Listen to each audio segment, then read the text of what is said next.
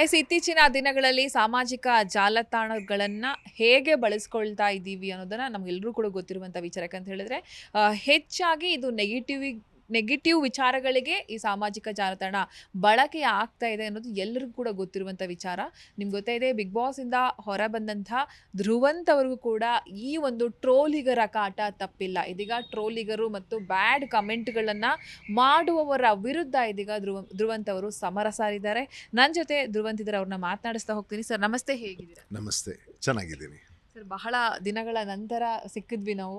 ಆದರೆ ಈಗ ಬೇಸರದ ಸಂಗತಿ ಏನಂದರೆ, ಈ ಟ್ರೋಲು, ಬ್ಯಾಡ್ ಕಮೆಂಟ್ಸ್ ಇಂತಹ ವಿಚಾರಗಳ ಮೂಲಕ ನಾವು ಮತ್ತೆ ಮಾತಾಡ್ತಿದ್ದೀವಿ ಅನ್ನೋದು ಒಂಥರ ಬೇಸರದ ಸಂಗತಿ. ಏನಾಯಿತು ಸರ್ ನಿಮ್ಮ ಸಿಟ್ಟಿಗೆ, ನಿಮ್ಮ ಆಕ್ರೋಶಕ್ಕೆ ಕಾರಣ ಏನು ಎಕ್ಸಾಕ್ಟ್ ಆಗಿ ಅಂತ ಹೇಳಿ? ಈಗ ಒಂದು ಈ ಹೆಲ್ದಿ ಮೈಂಡ್ಸೆಟ್ ಅಂತ ಹೇಳ್ತೀವಿ. ಈ ಹೆಲ್ದಿ ಮೈಂಡ್ಸೆಟ್ ಇರೋರು ಏನು ಮಾಡ್ತಾರೆ ಅಂತಂದರೆ, ತನ್ನ ಜೀವನದಲ್ಲಿ ಕೆಲವ್ರನ್ನ ಆದರ್ಶವಾಗಿ ಇಟ್ಕೊಳ್ತಾರೆ. ಇವ್ರ ಥರ ಆಗಬೇಕು. ಇದೇ ರೀತಿ ನಾವು ಚಿಕ್ಕದ್ರಿಂದ ನಾವು ಬಂದಿರೋದು ಹಳ್ಳಿಯಿಂದ, ಕೊಡ್ಲಿಪೇಟ್ ಅಂತ ಹೇಳಿ. ನಾವು ಏನು ಮಾಡಿದ್ವಿ, ನಾವಾಗ ಚಿಕ್ಕ ವಯಸ್ಸಲ್ಲಿ ಏನು ಟಿ ವಿಲಿ ನೋಡ್ತಾ ಇದ್ವಿ ಅಥವಾ ಬೇರೆಯವರಿಂದ ಕೇಳ್ತಾ ಇದ್ವಿ. ಸ್ಕೂಲಲ್ಲಿ ಇವ್ರ ಬಗ್ಗೆ ಎಲ್ಲ ದೊಡ್ಡ ದೊಡ್ಡ ಲೀಡರ್ಸ್ ಇವ್ರ ಬಗ್ಗೆ ಎಲ್ಲ ಮಾತಾಡಿದಾಗ, ಇವರಲ್ಲಿ ಯಾರಾದರೂ ಒಬ್ಬರು ನಾವು ಆಗಬೇಕು. ಈ ರೀತಿ ಸ್ಪೋರ್ಟ್ಸಲ್ಲಾಗಿರ್ಬೋದು ಅಥವಾ ಚಲನಚಿತ್ರದಲ್ಲಾಗಿರ್ಬೋದು ಅಥವಾ ಬೇರೆ ನಮ್ಮ ಬೇರೆ ಬೇರೆ ದೊಡ್ಡ ಲೀಡರ್ಸ್ ಯಾರಿದ್ದಾರೆ, ಇವ್ರ ಥರ ಆಗಬೇಕು. ನಾವು ಯಾವುದಾದ್ರೂ ಒಂದು ಕ್ಷೇತ್ರದಲ್ಲಿ ನಾವು ಗುರ್ತಿಸ್ಕೊಳ್ಬೇಕು. ನಾವು ನಡ್ಕೊಂಡು ಹೋಗಬೇಕಾದ್ರೆ ನಮ್ಮನ್ನು ಇವರು ಅಂತ ಗುರ್ತಿಸ್ಬೇಕು ಅನ್ನೋ ಥರ ಬಂದ್ವಿ. ಮತ್ತು ಅದು ಅಲ್ಲದೇ ನಾವು ಹಲವಾರು ಕ್ಷೇತ್ರದಲ್ಲಿ ಕೆಲಸ ಮಾಡಿದ್ದೀವಿ. ಈಗ ನಟನೆಯಿಂದ ಮಾತ್ರ ಈಗ ಜನಗಳಿಗೆ ಗೊತ್ತು. ನಾನು ಅದಲ್ಲದೆ ಕೆಲವು ಕ್ಷೇತ್ರಗಳಲ್ಲಿ ಹಿಂದೆ ಕೆಲಸ ಮಾಡಿ ವಿದೇಶದಲ್ಲಿದ್ದು ಇಲ್ಲಿಗೆ ಬಂದಿರೋನು ನಾನು. ನನ್ನ ದೇಶಕ್ಕೆ, ನನ್ನ ರಾಜ್ಯಕ್ಕೆ ಏನಾದರೂ ನಾನು ಕೊಡುಗೆ ಕೊಡಬೇಕು, ನಾವು ಏನಾದರೂ ಮಾಡಬೇಕು ನಮ್ಮ ಮಣ್ಣಿಗೆ ಅಂತ. ಇದು ಹೆಲ್ದಿ ಥಿಂಕಿಂಗ್. ಈಗ ಕೆಲವು ವಿಕೃತ ಸ್ಯಾಡಿಸಮ್ ಅಂತ ಹೇಳ್ತಾರೆ, ಸೈಕಾಲಜಿಕಲಿ ಇಂಬ್ಯಾಲೆನ್ಸ್. ಇವ್ರುಗಳಿಗೆ ಏನು ಅಂತಂದರೆ, ಮನೆಯಲ್ಲಿ ಒಳ್ಳೆ ಒಳ್ಳೆ ಪೋಷಣೆನೋ ಅಥವಾ ತಂದೆ ತಾಯಿಗಳು ಒಂದು ಒಳ್ಳೆ ಕಲ್ಚರ್ ಕೊಟ್ಟಿರಲ್ಲ, ಒಳ್ಳೆ ಎಜುಕೇಷನ್ ಇರಲ್ಲ. ಇವ್ರುಗಳಿಗೆ ಏನು ಮಾಡಬೇಕು ಅಂತ ಗೊತ್ತಿರಲ್ಲ. ಯಾಕಂತಂದ್ರೆ ಒಂದು ಗುರುನೂ ಇರಲ್ಲ, ಗುರಿನೂ ಇರಲ್ಲ. ಇವ್ರುಗಳಿಗೆ ಕರೆಕ್ಟಾಗಿರೋ ಗುರು ಇಬ್ಬರೂ ಇರಲ್ಲ. ಸೊ ಇವ್ರು ಏನು ಮಾಡ್ತಾರೆ ಅಂತಂದರೆ, ವಿಲಕ್ಷಣ ಕೆಲಸಗಳನ್ನು ಮಾಡಲಿಕ್ಕೆ ಶುರು ಮಾಡ್ತಾರೆ. ಅಂತಂದರೆ, ನಾನು ಇಂಥವ್ರ ಥರ ಆಗಬೇಕು, ನಾನು ಈ ಕ್ಷೇತ್ರದಲ್ಲಿ ಸಾಧನೆ ಮಾಡಬೇಕು, ನಾನು ಮೈ ಬಗ್ಸಿ ಕಷ್ಟಪಟ್ಟು ದುಡಿಬೇಕು, ಇದೆಲ್ಲ ತಲೆಯಲ್ಲಿ ಬರಲ್ಲ. ಯಾರ ಮನೆ ಹಾಳು ಮಾಡೋದು, ಯಾರ ಬಗ್ಗೆ ನಾನು ನನ್ನ ತೋರಿಸೋದು, ನನ್ನ ಒಳಗಡೆ ಏನು ಅಸಹ್ಯ ಏನಿದೆ ಅದನ್ನು ಹೇಗೆ ತೋರಿಸ್ಬೋದು, ಮಾತುಗಳ ಮುಖಾಂತರ, ಆ ವಿಡಿಯೋಗಳು. ಅದು ಈಗ ಸೋಷಿಯಲ್ ಮೀಡಿಯಾ ಏನಾಗಿದೆ ಅಂತಂದರೆ, ಒಂದು ದೊಡ್ಡ ವೇದಿಕೆ ಕಲ್ಪಿಸ್ಕೊಟ್ಟಿದೆ. ಒಂದು ಕರೆಕ್ಟ್, ಯಾವುದೇ ನಾವು ಈಗ ಒಂದು ಇನ್ವೆನ್ಷನ್ದು ಅದ್ರದ್ದು ಎರಡೂ ಮುಖಗಳಿರ್ತವೆ.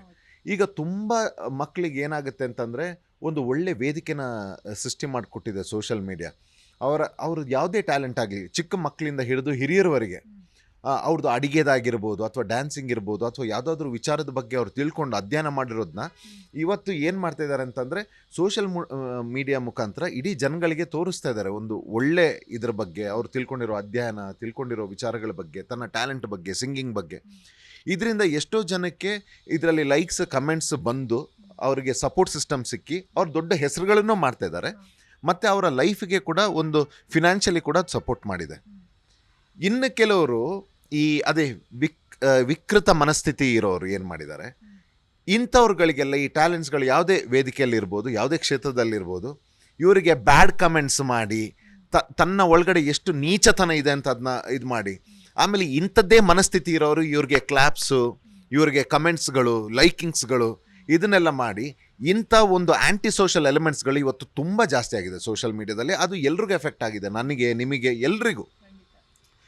ಏನಾದರೂ ಇವತ್ತು ಏನಾಗಿದೆ ಅಂತಂದರೆ, ತುಂಬ ಜನಕ್ಕೆ ತಾವು ಏನಾದರೂ ಈಗ ಸೋಷಿಯಲ್ ಮೀಡಿಯಾದಲ್ಲಿ ಹೇಳ್ಕೊಳ್ಳೋದಕ್ಕೋ ಅಥವಾ ನಮ್ಮಲ್ಲಿ ಏನಿದೆ ಒಂದು ಟ್ಯಾಲೆಂಟ್ ಅದನ್ನ ತೋರಿಸ್ಕೊಳ್ಳೋದಕ್ಕೂ ಭಯ ಆಗುತ್ತೆ. ಯಾಕಂದರೆ ಅಲ್ಲಿ ಕೆಳಗಡೆ ಬರೋ ಅಂಥ ವಿಲಕ್ಷಣ ಅವರ ಒಂದು ಸ್ಯಾಡಿಸಮ್ದು ಕಮೆಂಟ್ಸ್ಗಳೇನಿದೆ. ಸೊ ಇದ್ರ ಬಗ್ಗೆ ಏನಾಯಿತು ಅಂತ ಅಂದರೆ, ನಮ್ಮ ದೊಡ್ಡ ದೊಡ್ಡ ಆರ್ಟಿಸ್ಟ್ಗಳು ಅಷ್ಟೇ, ನಮ್ಮ ಹಿರಿಯ ಆರ್ಟಿಸ್ಟ್ಗಳು ಮತ್ತು ಎಲ್ಲರೂ ಗೊಚ್ಚೆ ಕಲ್ಲೆಸೆಯೋದು ಬೇಡ, ನಮಗೆ ಯಾಕೆ ಅಂತ ಸುಮ್ಮನೆ ಕೂತಿದ್ರು. ಬರ್ತಾ ಈಗ ನಾವೇನು ಬಿಗ್ ಬಾಸ್ 12 ಆದಾಗಂತೂ ಯಾರ್ಯಾರೋ ಈ ರೀತಿ ಒಂದು ಟ್ರೆಂಡೇ ಮಾಡ್ಕೊಂಡ್ರು. ಯಾಕಂತಂದರೆ ಇದು ಮಿಸ್ಟೇಕ್ ಆಗಿರೋದೇ ಮುಂಚೆ. ಅದು ನಾವು ಚಿಕ್ಕ ಇದ್ದಾಗಲೇ ಅದಕ್ಕೆ ಆ್ಯಕ್ಷನ್ ತಗೊಂಡಿದ್ರೆ ಇವತ್ತು ಇಷ್ಟು ಮಟ್ಟಿಗೆ ಬೆಳೀತಾ ಇರಲಿಲ್ಲ. ಇಂಥ ಏನು ನಾನು ಚಪ್ರಿಗಳಂತ ಕರೆದಿದ್ದೀನಿ ಇವ್ರನ್ನ, because they are all anti social. ಇವರೆಲ್ಲ ಮಾನಸಿಕ ಸ್ಥಿತಿ ಸರಿ ಇಲ್ಲ. ಇಂಥವ್ರು ಈ ಮಟ್ಟಿಗೆ ಬೆಳೀತಾ ಇರಲಿಲ್ಲ. ಇದೇನಾಗಿದೆ, ಎಲ್ಲರೂ ಗೊಚ್ಚೆ ಕಲ್ಲೆಸೋದು ಬೇಡ, ಇವತ್ತು ಗೊಚ್ಚೆ ಭಾಳ ದೊಡ್ಡದಾಯಿತು. ಇದ್ರ ಬಗ್ಗೆ ಯಾರಾದರೂ ಧ್ವನಿ ಎತ್ತಲೇಬೇಕು. ಸೊ ನಮಗೆ ಇವತ್ತು ಏನು ವೇದಿಕೆ ಸಿಕ್ಕಿದೆ, ಮತ್ತು ನಾವು ಇವತ್ತು ಕೇಳ್ಕೊಂಡು ಸುಮ್ಮನೆ ಇರೋವಂಥ ಕ್ಯಾಟಗರಿ ನಮ್ಮದಲ್ಲ. ಸೊ ಇದ್ರ ಬಗ್ಗೆ ನಾವು ವಾಯ್ಸ್ ರೈಸ್ ಮಾಡಿದ್ವಿ. ನಾನೇ ಫಸ್ಟ್ ಎತ್ಕೊಂಡೆ ಇದನ್ನು, ಯಾಕಂದರೆ ತುಂಬ ಕೆಲವರು ಸೆಲೆಬ್ರಿಟಿಗಳು ಸೀಕ್ರೆಟಾಗಿ ಕಂಪ್ಲೇಂಟ್ ಕೊಟ್ಟು FIR ಕೊಟ್ಟು ಇದು ಮಾಡ್ತಾಯಿದ್ರು. ನನಗೆ ಗೊತ್ತಿತ್ತು ಇದು ನನಗೆ ಇಂಪ್ಯಾಕ್ಟ್ ಆಗುತ್ತೆ ಅಂತ. ನಾನು ಅದನ್ನ ಎತ್ಕೊಂಡೆ. ನನ್ನ ಬಗ್ಗೆನೂ ಭಾಳ ಬ್ಯಾಡ್ ಕಮೆಂಟ್ಸ್, ಬಟ್ ನಿಮಗೆ ನೋವು ತಂದ ಕಮೆಂಟ್ ಯಾವುದು ಸರ್, ಟ್ರೋಲ್ ಯಾವುದು ಸರ್? ತುಂಬ ಇದ್ದಾರೆ ನನ್ನ ಬಗ್ಗೆ. ನಾನು ಬಿಗ್ ಬಾಸ್ ಇದ್ದಾಗಲೇ ಯಾರ್ಯಾರು ಈ TRPಗೋಸ್ಕರ ಇವ್ರ ಕಮೆಂಟ್ ಲೈಕಿಂಗ್ಗೋಸ್ಕರ ಇವರಿಗೆ ನಾವು ಯಾವ ದಾರಿಯಿಂದ ಬಂದಿದ್ದೀವಿ ಅಂತ ಗೊತ್ತಾ. ಇವ್ರುಗಳಿಗೆ ಯಾರನ್ನೋ ಅಲ್ಲಿ ನೋಡ್ಕೊಳ್ತಾರೆ, ಯಾರಿಗೆ ಹೈಪ್ ಸಿಗ್ತಾ ಇದೆ ಅಂತ. ಅವ್ರ ಹೈಪ್ ಸಿಕ್ಕಿದಾಗ ಅವನಿಗೆ ಸಪೋರ್ಟ್ ಮಾಡೋ ರೀತಿಯಲ್ಲಿ ಇನ್ನೊಬ್ಬರನ್ನ ತೇಜಾವಧೆ ಮಾಡಿ, ಈಗ ಏನು PR ಅಂತ ಹೇಳಿ ಮತ್ತು ಇನ್ನು ಕೆಲವರು ಎಲ್ಲ ಶುರು ಮಾಡ್ಕೊಂಡಿದ್ದಾರೆ ಅವ್ರನ್ನ ತೇಜಾವಧೆ ಮಾಡಿ ಇವ್ರಿಗೆ, ಆಮೇಲೆ ಇವ್ರುಗಳಿಗೆ ಕ್ಲಾಪ್ಸ್. ನಾಳೆ ದಿವಸ ಈ ಯಾರೀಗ ಇಂಥ ಚಪ್ರಿಗಳಿಗೆ, ಇಂಥ ಆ್ಯಂಟಿ ಸೋಷಲ್ ಎಲಿಮೆಂಟ್ಸ್ಗಳಿಗೆ ಈ ಬ್ಯಾಡ್ ಕಮೆಂಟ್ಸು, ಈ ಬ್ಯಾಡ್ ಟ್ರೋಲ್ಸು, ಯಾರೋ ಯಾವುದೋ ಕ್ಷೇತ್ರದಲ್ಲಿ ಸಾಧನೆ ಮಾಡ್ತಿದ್ದಾರೆ, ಒಳ್ಳೆ ಕೆಲಸ ಮಾಡ್ತಿದ್ದಾರೆ, ಸೆಲೆಬ್ರಿಟೀಸ್ ಆಗಿರ್ಬೋದು, ಹೆಣ್ಮಕ್ಳಾಗಿರ್ಬೋದು, ಗಂಡು ಮಕ್ಕಳಾಗಿರ್ಬೋದು, ಯಾರೇ ಆಗಿರ್ಬೋದು, ಇವ್ರಿಗೆ ಮಾಡಿದಾಗ ಅದೊಂದು ವಿಕೃತ ಸ್ಯಾಟಿಸ್ಫ್ಯಾಕ್ಷನ್ ಸಿಗುತ್ತೆ ಅವ್ರಿಗೆ. ಇವ್ರಿಗೆ ಕ್ಲಾಪ್ಸ್. ನಾಳೆ ದಿವಸ ಅವ್ರ ಮನೆಯಲ್ಲಿ ಅವ್ರ ಮಕ್ಕಳು ಆಗ್ತಾರೆ. ಆ ಟೈಮಲ್ಲಿ ಇವರು ಅವ್ರಿಗೂ ಬರ್ತಾರೆ. ಆ ಟೈಮಲ್ಲಿ ಗೊತ್ತಾಗುತ್ತೆ ಅದ್ರದ್ದು ಇಂಪ್ಯಾಕ್ಟ್ ಏನು ಅಂತ. ಇವತ್ತು ಅದ್ರದ್ದು ರಿಸಲ್ಟ್ ಗೊತ್ತಾಗ್ತಾ ಇಲ್ಲ, ಎಷ್ಟು ಕಷ್ಟ ಇದೆ. ಆಮೇಲೆ ಎಲ್ಲ ಅನ್ಕೋತಾರೆ ಈ ಸೆಲೆಬ್ರಿಟೀಸ್ ಅಂದ ತಕ್ಷಣ ಏಕೆ ಏನು ಅದು, ರಾತ್ರಿ ಊಟ ಮಾಡಿ ಮಲಗಿದ ತಕ್ಷಣ ನೆಕ್ಸ್ಟ್ ದಿವಸ ಯಾರೂ ಸೆಲೆಬ್ರಿಟಿ ಆಗಲ್ಲ. ಅದ್ರ ಹಿಂದಿನ ತ್ಯಾಗ, ಅದ್ರದ್ದು ಕಷ್ಟ, ಅದ್ರದ್ದು ಹಾರ್ಡ್ ವರ್ಕ್, ಅವರು ಕಳ್ಕೊಂಡಿರೋದು ಪಡ್ಕೊಂಡಿರೋದು ಅದು ಅವ್ರಿಗೆ ಮಾತ್ರ ಗೊತ್ತು, ಅದು ಯಾರಿಗೂ ಗೊತ್ತಿರಲ್ಲ. ಅದನ್ನು ಹಾಕಿ ನಾನು ಹೇಳೋದು, ಈ ಸೋಷಿಯಲ್ ಮೀಡಿಯಾದಲ್ಲಿ ಇವ್ರು ಏನು ಈ ಟ್ರೋಲರ್ಸ್ಗೆ ರೋಸ್ಟರ್ ಇದ್ದಾರಲ್ಲ, ಕರ್ಕೊಂಡು ಬರಲಿ, ನಿಜಾಂಶನ ತೆಗಿಲಿ. ಸರ್ ನೀವು ಇದು ಆದ್ರಲ್ಲ, ಇದ್ರ ಹಿಂದೆ ನೀವು ಪಟ್ಟಂಥ ಕಷ್ಟಗಳು ಏನು ಅಂತ ಗೊತ್ತಾಗುತ್ತೆ. ಆಗ ಅದನ್ನು ತರೋದು ಬಿಟ್ಟು ಇವತ್ತು ಯಾರು ಸ್ವಲ್ಪ ಲೈಮ್ ಲೈಟ್ ಇದ್ದಾರೆ, ನಾವಂತ ಬಿಡಿ ಯಾರೇ ಆಗಿರಲಿ, ಯಾರು ಲೈಮ್ ಲೈಟ್ ಇದ್ದಾರೆ ಅವ್ರ ಬಗ್ಗೆ ಕೆಟ್ಟದಾಗಿ ಮಾತಾಡೋದು, ಅವರ ಸಿಚುವೇಶನ್ ತಿಳ್ಕೊಳ್ದೆ ಅವ್ರನ್ನ ಟ್ರೋಲ್ ಮಾಡಿ ಒಂದು ವಿಲಕ್ಷಣ ಇದು ಲೈಕಿಂಗ್ಸಿಗೆ ಆಮೇಲೆ ಕಮೆಂಟ್ಸ್ಗಳಿಗೆ ಇದು ಮಾಡೋದು, ಇದು ಸರಿಯಲ್ಲ. ಇದ್ರ ಬಗ್ಗೆ ನಾವು ಧ್ವನಿ ಎತ್ತಿದ್ವಿ.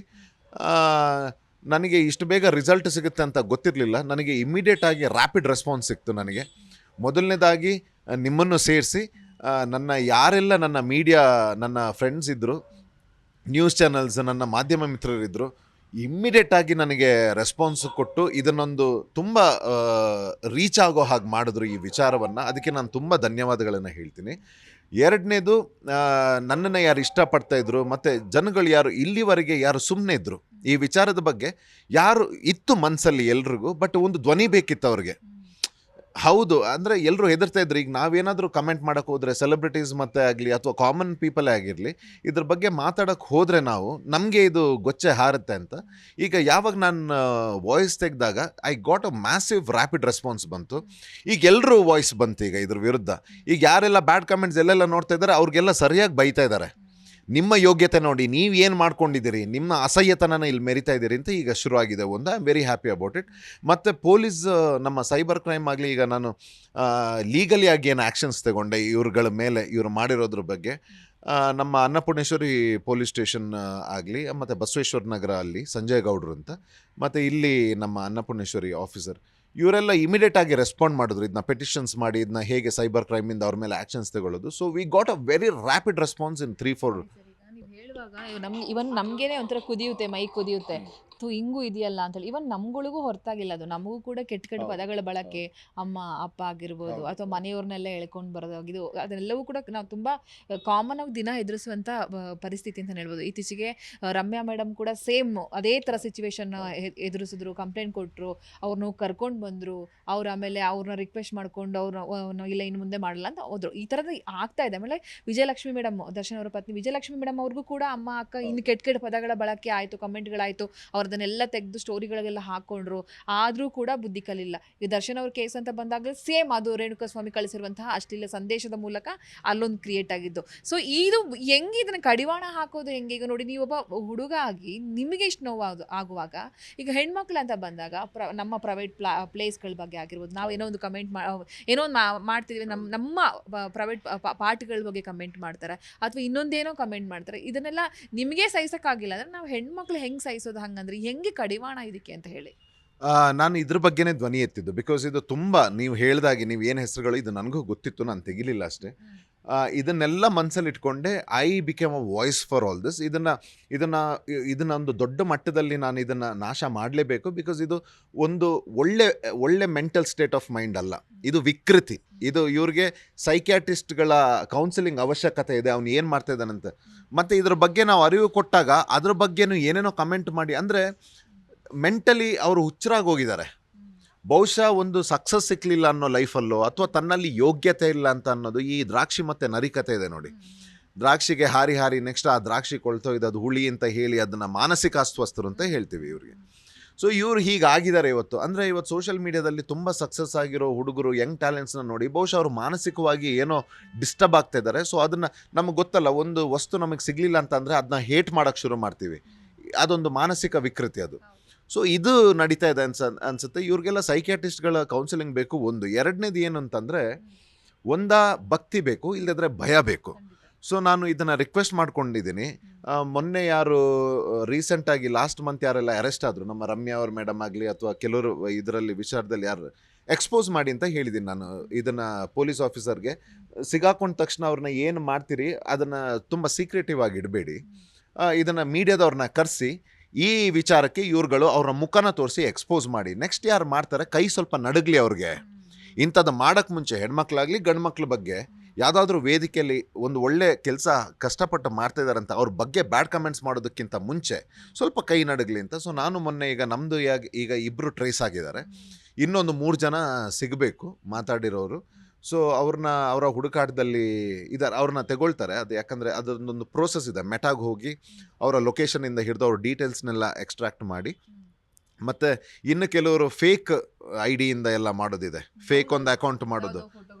ಅವ್ರು ಏನು ಅಂದ್ಕೊಂಡಿದ್ದಾರೆ ಅಂತಂದರೆ ಇಟ್ ಈಸ್ ವೆರಿ ಈಸಿ ಅಂತ. ಇವತ್ತು ಎಲೆಕ್ಟ್ರಾನಿಕ್ ಮೀಡಿಯಾ ಈ ಸೈಬರ್ ಕ್ರೈಮ್ ಇಂಟೆಲಿಜೆನ್ಸ್ ಎಷ್ಟಿದೆ ಅಂತಂದರೆ, ನೀವು ಯಾವ IP address with location trace ಮಾಡ್ಬೋದು. ಅವರು ಫೇಕ್ ಅಕೌಂಟ್ ಯಾವ ಡಿವೈಸಿಂದ ಅಲ್ಲಿ ಯಾರು ಬಂದಿದ್ದಾರೆ, CCTV ಏನು, ಅವನ ಮುಖ, ಜನ್ಮ ಜಾತಕ ಎಲ್ಲ ಸಿಕ್ಬಿಡುತ್ತೆ ಅಲ್ಲಿ. ಸೊ ಅದನ್ನು ಕೂಡ ಅವ್ರು ಅಂದ್ಕೊಂಡಿದ್ದಾರೆ ನಾವು ಸೇಫ್ ಆಗಿರ್ಬೋದು ಅಂತ. They are not safe. So ಇದನ್ನು ಮ್ಯಾಸಿವ್ ಆಗಿ ನಾವು ತಡೆ ಹಿಡಿಲೇಬೇಕು. ಮತ್ತು ಇಂಥ ಮಾನಸಿಕ ಅಸ್ವಸ್ಥರಿಗೆ ಒಂದು ಪಾಠ ಕಲಿಸ್ಬೇಕು ಅಂತ ಹೇಳಿ we have come. So yes, I am very happy. ನಮಗೆ ಇಂಥ ಒಂದು ಇಮಿಡಿಯೇಟ್ ರ್ಯಾಪಿಡ್ ರೆಸ್ಪಾನ್ಸ್ ಸಿಗುತ್ತೆ. ಮತ್ತು ಈಗ ನಂದು ನೀವು ನೋಡಿ, I will show you this cyber ಕ್ರೈಮಿಂದ.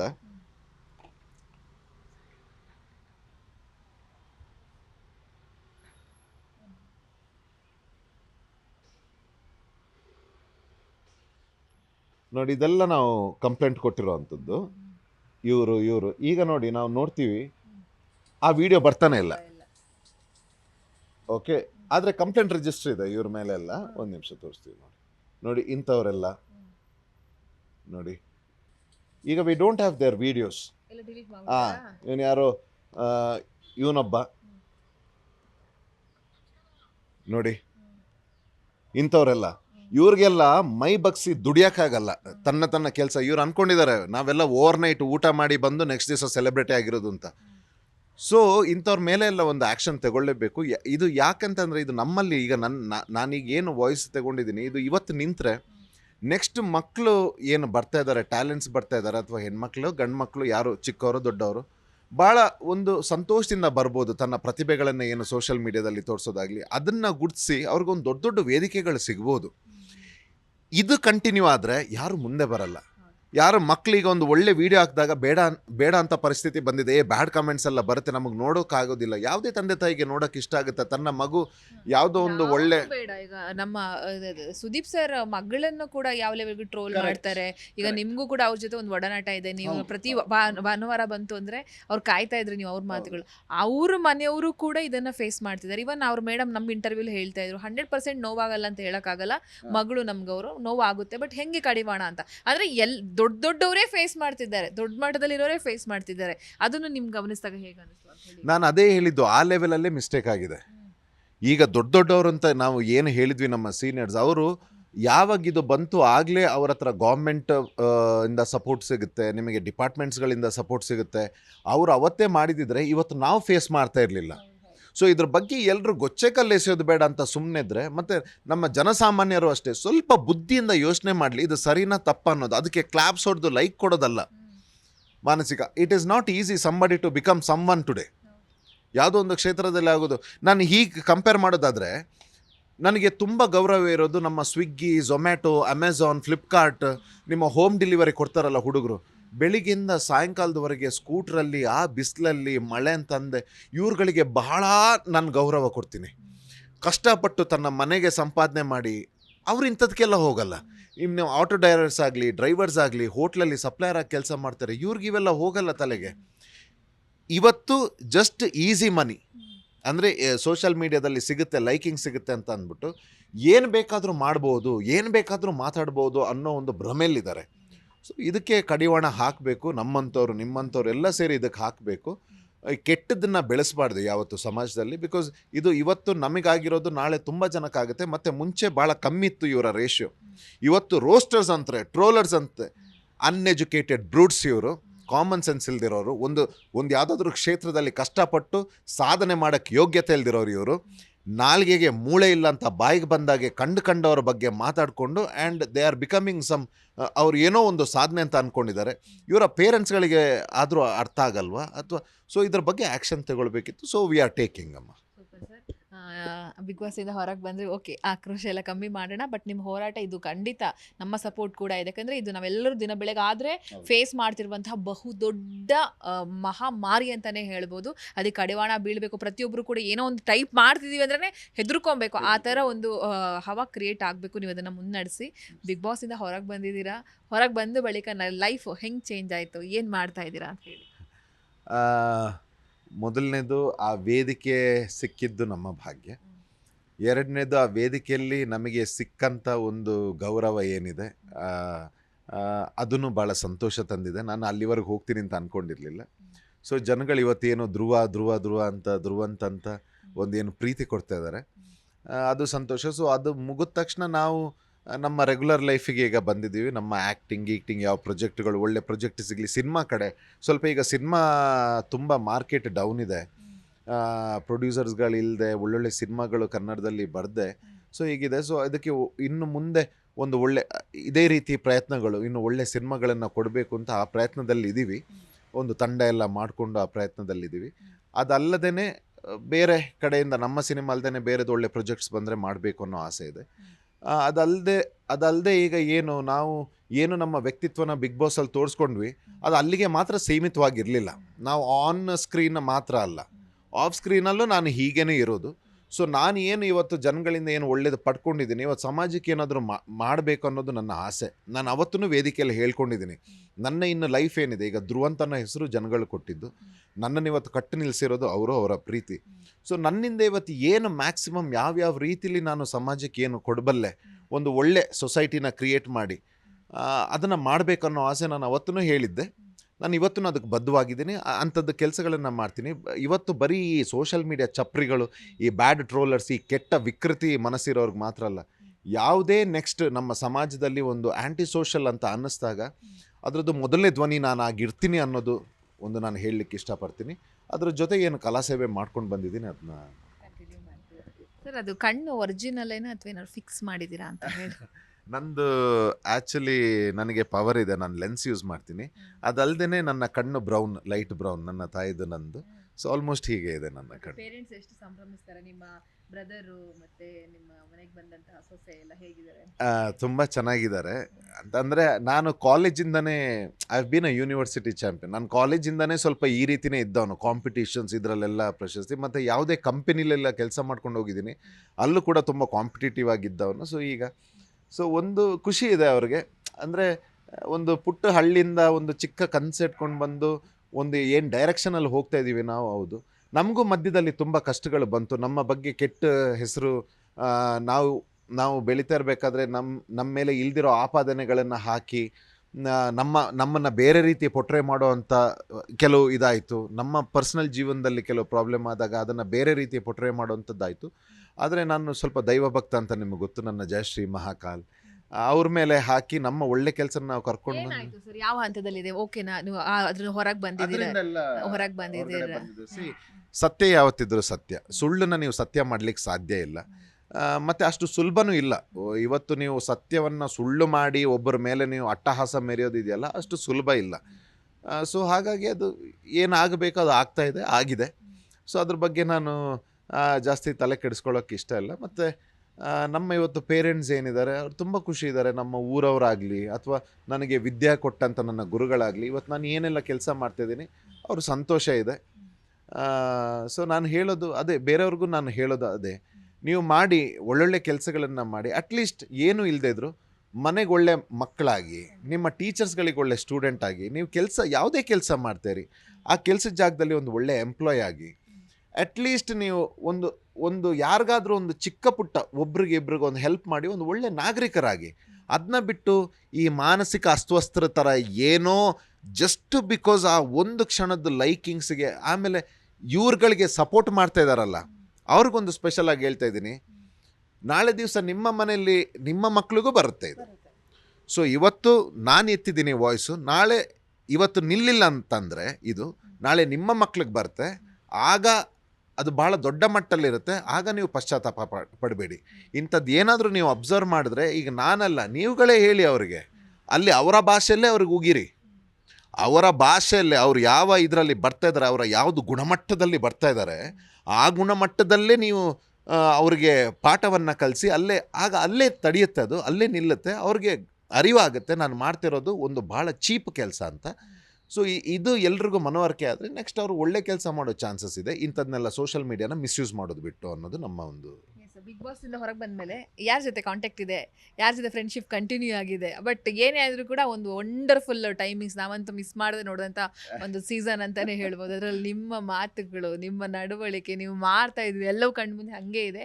ಯಾರ ಜೊತೆ ಫ್ರೆಂಡ್ಶಿಪ್ ಕಂಟಿನ್ಯೂ ಆಗಿದೆ ನಿಮಗೆ ಅಂತ ಹೇಳಿ? ಆಲ್ಮೋಸ್ಟ್ ಎಲ್ಲರೂ ಒಳ್ಳೆ ರಿಲೇಷನ್ಶಿಪ್ಪಲ್ಲಿದ್ದಾರೆ. ಬಟ್ ಅದರಲ್ಲಿ ಜಾಸ್ತಿ ಅಂತಂದರೆ ನಮ್ಮ ಚಂದ್ರಪ್ರಭಾ ಅವರು, ಅಶ್ವಿನಿ ಮೇಡಮ್ ಅವರು, ಮತ್ತು ನಮ್ಮ ಕರಿಬಸವ ಅವರು, ನಮ್ಮ ಅಪರೂಪಕ್ಕೆ ಡಾಕ್ ಸತೀಶ್ ಅವರು ಒಂದೊಂದು ಸರ್ತಿ ನಂದು ಇಂಥದ್ದೆಲ್ಲ ನೋಡಿದಾಗ ಒಂದು ಫೋನ್ ಮಾಡ್ತಾರೆ.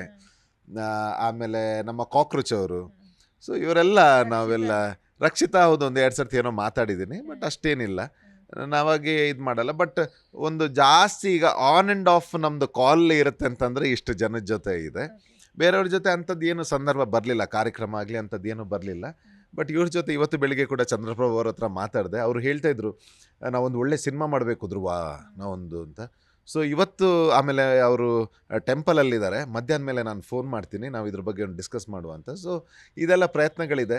ಸೊ ಜನಗಳು ಕೊಟ್ಟಿರೋವಂಥ ಪ್ರೀತಿ, ಇದನ್ನು ನಾವು ಅದರಿಂದ ನಾವು ಏನು ತಗೊಂಡಿದ್ದೀವಿ ಇವತ್ತು, ನಮ್ಮ ಕರ್ತವ್ಯ ಅದನ್ನ ವಾಪಸ್ ಯಾವುದಾದ್ರೂ ರೂಪದಲ್ಲಿ ಅವ್ರಿಗೆ ಕೊಡಬೇಕು, ಕೊಡ್ತಾನೆ ಇರಬೇಕು ನಾವು ಅನ್ನೋದೊಂದು ಥ್ರಿಲ್ ಕೂಡ ಹೌದು ನಮಗೆ. ಸೊ ಹಾಗಾಗಿ ನಾವು ಆ ಪ್ರಯತ್ನದಲ್ಲಿದ್ದೀವಿ. ಆ್ಯಂಡ್ ನಾವು ಬಿಟ್ಕೊಡಲ್ಲ ನಮಗೆ ಪ್ರೀತಿ ಕೊಟ್ಟಂಥ ಜನಗಳನ್ನು. ಅವರ ಇನ್ನಷ್ಟು ಮತ್ತಷ್ಟು ಅವರ ಪ್ರೀತಿಗೋಸ್ಕರ ನಾವು ಈ ರೀತಿ ಏನಾದರೂ ಒಂದು ಒಳ್ಳೇದನ್ನ ಮಾಡ್ತಾನೆ ಇರ್ತೀವಿ. ಸುದೀಪ್ ಸರ್ ಕಾಂಟ್ಯಾಕ್ಟ್ ಆಯ್ತಾ? ಆಮೇಲೆ ಮಾತಾಡಿದ್ರೆ ಮೀಟ್ ಮಾಡಿದ್ರ? ಇಲ್ಲ, ಅವರು ಸ್ವಲ್ಪ ಬೇರೆ ಶೂಟಿಂಗ್ ಮತ್ತು ಇದರಲ್ಲಿ ಅವರ ಫಿಲ್ಮ್ದು ನಡೀತಾ ಇದೆ, ಅವರು ಬ್ಯುಸಿ ಆದರು.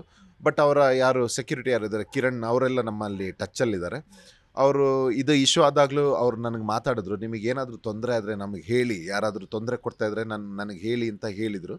ಸೊ ಈ ರೀತಿಯೆಲ್ಲ ಸಪೋರ್ಟ್ ಸಿಸ್ಟಮ್ ಇದ್ದಾಗ ನಮಗೆ ಬಹುಶಃ ಇಂಥ ಆ್ಯಂಟಿ ಸೋಷಲ್ ಎಲಿಮೆಂಟ್ಸ್ಗಳನ್ನು ಬೇಗ ಮಟ್ಟ ಹಾಕ್ಬೋದು ಅನ್ನೋದು ನಮ್ಮ ನಂಬಿಕೆ. ನಾವು ಮಾಡೇ ಮಾಡ್ತೀವಿ. So this is how it is.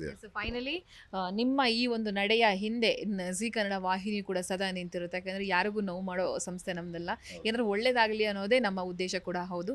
ಯಾರಿಗೆ ಏನಾದರೂ ಹೇಳೋದಿದ್ರೆ ಹೇಳಿದ್ದೀರಾ, ಆದರೂ ಒಂದು ವಾರ್ನಿಂಗ್ ಅಂತ ಫೈನಲ್ ಆಗಿ ಹೇಳೋದಿದ್ರೆ ಏನು ಹೇಳೋಕ್ಕೆ ಇಷ್ಟಪಡ್ತೀರಾ? ಒಳ್ಳೇದು ಮಾಡೋದು ಬಹಳ ಕಷ್ಟ ಇದೆ. ಒಳ್ಳೇದು ಮಾಡೋಕ್ಕಾಗದೇ ಇದ್ದರೂ ಕೆಟ್ಟದ್ದು ಮಾಡಬೇಡಿ. ಯಾಕಂತಂದರೆ ಇವತ್ತು ಮುಂಚೆ ಥರ ಇಲ್ಲ, ಮತ್ತು ಗೊಚ್ಚೆಗೆ ಕಲ್ಲು ಹಾಕಬಾರ್ದು ಅಂತ ಸುಮ್ಮನೆ ಕೂರೋ ಅಂಥವರು ಅಲ್ಲ. ಬಂದೇ ಬರ್ತೀವಿ, ಕಾನೂನು ಮುಖಾಂತರ ಎಲ್ಲ ರೀತಿಯಲ್ಲೂ ಬಂದೇ ಬರ್ತೀವಿ. ಇದನ್ನು ಬೆಳೆಸ್ಕೊಂಡು ಹೋಗಬೇಡಿ ಇಂಥ ಆ್ಯಂಟಿ ಸೋಷಲ್ ಎಲಿಮೆಂಟ್ಸ್ಗಳನ್ನು. ಮತ್ತು ನಿಮ್ಮ ಸುತ್ತಮುತ್ತ ಅಥವಾ ನೀವು ಅನುಭವಿಸ್ತಾ ಇದ್ದರೆ ಇದ್ರ ಮೇಲೆ ಧ್ವನಿ ಎತ್ತಿ ನಂತರ ನಿಮ್ಮ ಹತ್ತಿರದ ಯಾವುದು ಪೊಲೀಸ್ ಸ್ಟೇಷನ್ ಅಥವಾ ಸೈಬರ್ ಕ್ರೈಮ್ ಇದೆ, ಇಮಿಡಿಯೇಟ್ ಇದನ್ನ ರಿಪೋರ್ಟ್ ಮಾಡಿ ಅವ್ರನ್ನ ಅರೆಸ್ಟ್ ಮಾಡಿ ಅದಕ್ಕೆ ಕಾನೂನುಬದ್ಧವಾದಂಥ ಕ್ರಮವನ್ನು ಅವ್ರು ಕೈಗೊಳ್ತಾರೆ. ಒಂದು. ಎರಡನೇದು, ಇವತ್ತಿನ ಕಾಲದಲ್ಲಿ ನಿಮ್ಮ ಕಮೆಂಟ್ಸ್ ಅಥವಾ ಲೈಕಿಂಗ್ಸ್ಗೆ ಅಥವಾ ಈ ಕೆಲವು ನ್ಯೂಸ್ ವಾಹಿನಿಗಳು ತಮ್ಮ TRPಗೋಸ್ಕರ ಯಾವುದೋ ಒಂದು ವಿಷಯನ, ಈಗ ಮೊನ್ನೆ ಕೂಡ ಒಂದು ನಡೀತು, ನಾನು ಯಾವುದೋ ಒಂದು ವಿಚಾರವಾಗಿ ಮಾತಾಡಬೇಕಾದ್ರೆ ಹೆಣ್ಣು ಮಕ್ಕಳ ಬಗ್ಗೆ ಮಾತಾಡಿದ್ರು ಧ್ರುವಂತಂತ ಇವರ TRPಗೆ. ಇದನ್ನೆಲ್ಲ ಮಾಡಬೇಡಿ, ಅಂಥ ಅವಿದ್ಯಾವಂತರು ನಾವಲ್ಲ. ಸೊ ಇಂಥದ್ದೆಲ್ಲ ಈ ಆ್ಯಂಟಿ ಸೋಷಲ್ ಇದನ್ನೆಲ್ಲ ಬಿಟ್ಟು ಸಮಾಜಕ್ಕೆ ನಾವು ಏನು ಕೊಡ್ಬೋದು, ಒಳ್ಳೆ ಉದಾಹರಣೆಗಳನ್ನೆಲ್ಲ ಮಾಡೋಣ. ಒಳ್ಳೇದು ಮಾಡೋಕ್ಕಾಗದಿದ್ರು ಕೆಟ್ಟದ್ದು ಮಾಡದೆ ಇರೋಣ ಅಂತ ನಾನು ಹೇಳ್ತೀನಿ. ಎಸ್ ಸರ್, ಇದೊಂದು ಗಮನಕ್ಕೆ ಈಗ ನೀನು ಹೌದು, ನಿಮ್ಗೆ ಯಾರಿಗೆ ನೋವಾದ್ರೂ ನೋವೇ. ಇದ್ರಲ್ಲಿ ಹೆಣ್ಣು ಮಕ್ಕಳಿಗೆಲ್ಲ ಮಾತಾಡ್ತಾರೆ ನೋಡಿ, ಅದು ಕೂಡ ಒಂಥರ ಮಾನಸಿಕ ಅತ್ಯಾಚಾರ. ಅದೆಷ್ಟೋ ಜನಕ್ಕೆ ಗೊತ್ತಿಲ್ಲ ಅಂತ ಅನ್ಸುತ್ತೆ. ಸೊ ಈ ಥರ ಎಲ್ಲ ಮೆಸೇಜ್ ಕಮೆಂಟ್ ಮಾಡ್ತಾರಲ್ಲ, ಅವರುಗಳಿಗೆ ಅವ್ರ ತಾಯಿಗೆ ಏನಾರು ಆದಾಗ ಹೇಗಾಗಿರುತ್ತೋ, ಅವ್ರ ಅಕ್ಕಂಗೆ ಏನಾರು ಅಂದಾಗ ಹೇಗಿರುತ್ತೋ ಅದು ಅವ್ರಿಗೆ ಗಮನಕ್ಕಿರಲಿ ಅಂತೇಳಿ ಮಾನಸಿಕವಾಗಿ ಅತ್ಯಾಚಾರ ಮಾಡಿದ ಹಾಗೆ ಈ ಥರ ಬ್ಯಾಡ್ ಕಮೆಂಟ್ಗಳು ಅಥವಾ ಆಕೆಯ ಬಗ್ಗೆ ಮಾತಾಡೋದು ಅಥವಾ ನನ್ನ ಪ್ರೈವೇಟ್ ಪಾರ್ಟ್ ಫೋಟೋಗಳನ್ನ ಕಳಿಸೋದು ಅಥವಾ ನಂದು ಹಿಂಗಿದೆ ನೋಡು ಬರ್ತೀಯಾ ಅಂತ ಕರೆಯೋದು, ಇದೆಲ್ಲವೂ ಕೂಡ ಒಂಥರ ಮಾನಸಿಕ ಅತ್ಯಾಚಾರ ಅನ್ನೋದನ್ನು ಕೂಡ ತಿಳಿಸ್ಬೇಕಿತ್ತು ಸರ್. ಫೈನಲ್ ಅದ್ರ ಬಗ್ಗೆ ಏನು ಹೇಳ್ತೀವಿ? ಕರೆಕ್ಟ್. ಈಗ ನನಗೆ ಇದ್ರ ಬಗ್ಗೆ ನಾನು ಯಾವಾಗ ವಾಯ್ಸ್ ತಗೊಂಡೆ, ನನಗೆ ನಮ್ಮ ಬಿಗ್ ಬಾಸ್ದೇ ಒಂದಿಬ್ಬರು ಕಂಟೆಸ್ಟೆಂಟ್ ನನಗೆ ಫೋನ್ ಮಾಡಿ ಹೇಳಿದ್ರು, ನಮಗೆ ಇದನ್ನು ಹೇಳ್ಕೊಳಕ್ಕಾಗಲ್ಲ, ಬಿಕಾಸ್ ಅಂಥ ಕಮೆಂಟ್ಸ್ಗಳನ್ನು ನೋಡಿದಾಗಿದೆಯಲ್ಲ ನಮಗೆ ಎಷ್ಟು ಡಿಸ್ಟರ್ಬ್ ಆಗಿ, ನೀವು ಹೇಳಿದಾಗೇ ಮಾನಸಿಕವಾಗಿ ಎಷ್ಟು ಇದಾಗುತ್ತೆ ಅಂತ. ಸೊ ನಾನು ಇದ್ರ ಬಗ್ಗೆ ನಾನು ಇದನ್ನೇ ಹೇಳ್ತಾ ಇರೋದು, ನೀವು ಬೇರೆಯವ್ರಿಗೆ ಯಾವಾಗ ಕ್ಲ್ಯಾಪ್ ಮಾಡ್ತೀರಿ, ನಿಮ್ಮ ತಂಗಿ ತಾಯಿಗಳಿಗೆಲ್ಲ ಹೇಳಿದಾಗ ನಿಮಗೆ ಹೇಗೆ ಅನಿಸುತ್ತೆ?